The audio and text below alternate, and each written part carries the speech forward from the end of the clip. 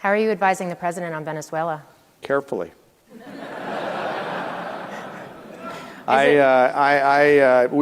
Look, I joke about that, but our job is to present, and my job with the Joint Chiefs and others, is to present the range of options that this president or any president should consider, with all of the secondary and tertiary considerations that go into those options, so that a president can make whatever decision he wants to make, and then we deliver. And so we are always presenting options through the great work of our armed forces and our services, through the great work of our combatant commanders, all the way down to the youngest service member. And I wouldn't want to share any particular advice or options that we're giving, but we present a lot of. He is General Dan Kane, the current chairman of the Joint Chiefs of Staff of the United States Military. He is the nation's highest-ranking military officer and serves as the principal military advisor to the President, the Secretary of Defense, and the National Security Council.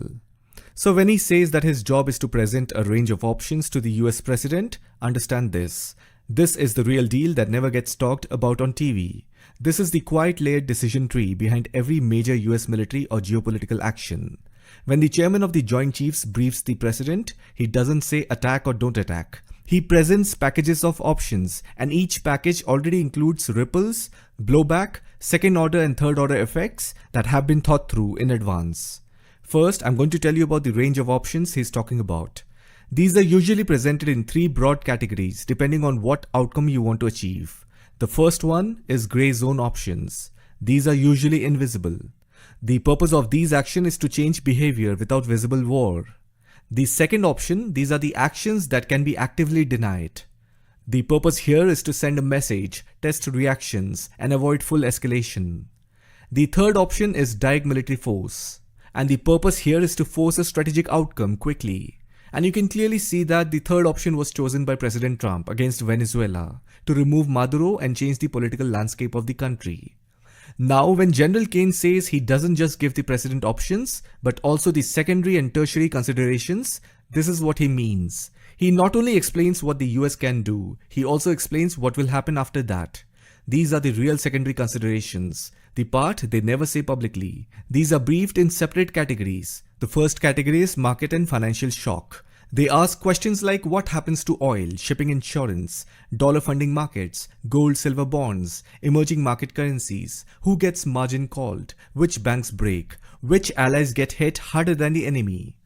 And the second consequence is global alignment shift. Now here they ask questions like, will this push the affected country towards Russia or China? Will it trigger BRICS retaliation? Will it split Europe internally? Will it accelerate de-dollarization in any form? And more importantly, who quietly starts hedging against the US after this? Now the third consequence is mapping the escalation ladder. For every action there is an opposite reaction. Even here the questions that are asked are, for every action what is the enemy's most likely response? What is their most dangerous response? What is their asymmetric response? Will it be terror, shipping attacks, infrastructure sabotage, cyber chaos, or attacks on the US allies instead of the US? And the fourth consideration is supply chain warfare. Here they ask questions like, what will break? Rare earth minerals, energy routes, fertilizer, semiconductors, shipping choke points. Which US industry gets hit first? Which allies' government collapses because of inflation? And the fifth consideration they put is regarding domestic political stability. And here they ask questions like, does this operation spike fuel prices before elections? Will it cause market crash? Will it trigger protests? Will it fracture Congress or coalition partners? So you see, all of this is modeled before any strike happens. These are the secondary considerations. Now let's go to the tertiary considerations, the real hidden stuff.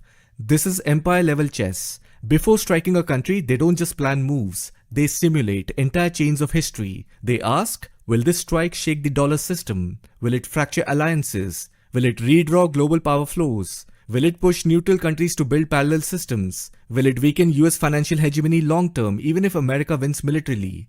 This is not tactics, this is civilization scale strategy. And then there is also the precedent risk. They also think about this. If we do this once, who else will feel free to do it tomorrow? Because China will study it for Taiwan, Russia will study it for Europe. Everyone studies it to learn how to bypass US power. And then there is also strategic asset exposure. Here they ask questions like, does this reveal US cyber capabilities? Does it expose satellite weaknesses? Does it give away electronic warfare methods? Because some weapons are not just powerful, they are more valuable when nobody knows they exist. Once you use them, the mystery is gone. And once the mystery is gone, the enemy starts building counters. Did you notice how the lights went out across Caracas all at once? That wasn't just a blackout, that was a message, a controlled reveal. Which is why sometimes the strongest move in empire level chess is not the strike you make, but the power you choose not to show. And then they also do regime collapse chaos modeling, because toppling a government is easy, controlling what comes after it is the real war. They ask questions like, if this regime falls, who controls the strategic weapons? Who controls the oil fields? Who controls the militias? And then the real question is, what kind of country do you get afterward? Another Libya, another Iraq, another Syria, or something even worse? This is the nightmare scenario, not the fall of the regime, but the vacuum it leaves behind. And then they also have to go through the system stress test.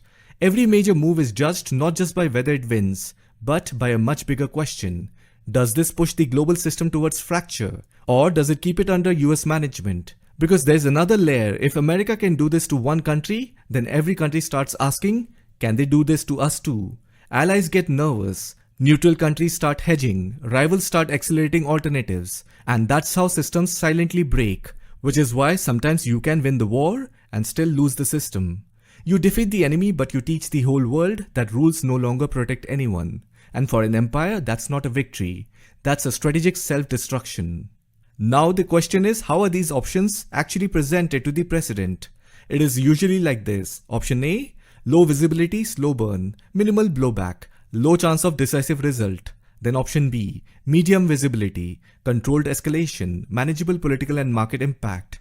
Then option C, high visibility, fast outcome, and high systemic risk. But that is just the surface. Each option comes with a full consequence matrix, probability of success, estimated casualties, market and economic impact, alliance and diplomatic fallout, escalation and retaliation risk, and the most dangerous category of all, the unknown and the unknowns. So the president is not choosing between three actions, he's choosing between three different futures. And here comes the dark truth.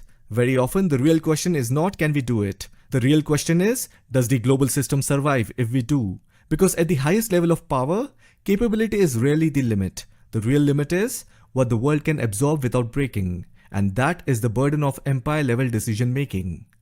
I hope you found this video informative. Thanks for watching and I'll see you in the next one.